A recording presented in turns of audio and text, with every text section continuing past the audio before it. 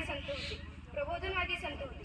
बाबांनी आपल्या 12 वर्षाच्या भ्रमंतीने जुन्या चाली, रीती, अंधश्रद्धा आणि कर्मकांडांमध्ये बुडालेला समाज पाहिला. सन 1905 पासून ते सन 1917 पर्यंतच्या भ्रमंतीमध्ये अंधश्रद्धेच्या आहारी जाऊ नको ते कर्मकांड करत बसलेला समाज पाहिला.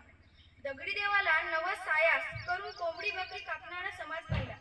मूल बाळ होत नसलेल्या स्त्रिया कशा देवाच्या अन्न देवर्षीच्या नादी लागून संसाराचा बट्ट्याबोळ करतात ते पाहिलं. दोरे, गंडे, अंगारे, दुपारे, नवस, सायास, शांती, व्रत, वाऱ्या असे नको ते उपाय स्त्रिया करत असताना पाहिलं.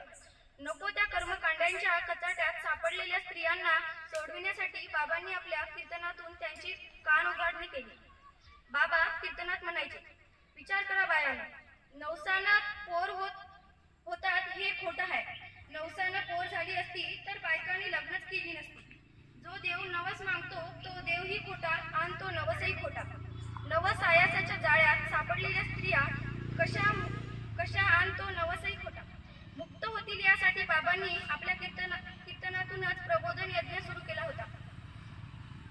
जातीयतेच्या विळाख्यात सापडल्या, अज्ञानाच्या अंधारात चाच पडणाऱ्या, कर्मकांडाच्या कचड्यात अडकलेला, नाना प्रकारच्या दासात सापडलेला, अनेक प्रकारच्या शोषणाने त्रासलेला आणि गरिबीच्या गर्तेत सापडलेल्या समाजाला बाबांनी मुक्त केले. बद्ध समाजाला मुक्त करणारा विज्ञानवादी संत म्हणजे गाडगेबाबा. दिशाहीन समाजाला सम्यक दिशेचं ज्ञान देणारा ज्ञानी संत म्हणजे गाडगेबाबा. अनेक प्रकारच्या अरिष्टात सापडून खिचपत पडलेल्या समाजाला नवी जाण आणणारा प्रबोधनवादी संत म्हणजे गाडगेबाबा. विशेषतः लग्न झाल्यानंतर 5-10 वर्षे मुलं न होणाऱ्या स्त्रिया कशा देवाच्या आणि देवर्षीच्या नादी लागून वाहत जातात ते पाहून त्यांना नवी जाग आणण्यासाठी बाबा बोलले, माय बाबू, नवस करून जर पोर होत असतील तर लगीन करा, वरात काढा. हा खटाफोट कशाला? कोण्याही बाईनं उठावं, देवळात जावं, नवस करून देवाला पाहिजे तेवढी पोरं मागून घ्यावी. सोपा कारखाना हाय हा. जमेल का हो?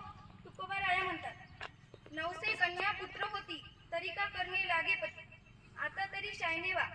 पोर होत नसतील तर डॉक्टरकडे जा, उपचार घ्या. बाजार गुंड्यांच्या नादी लागू नका.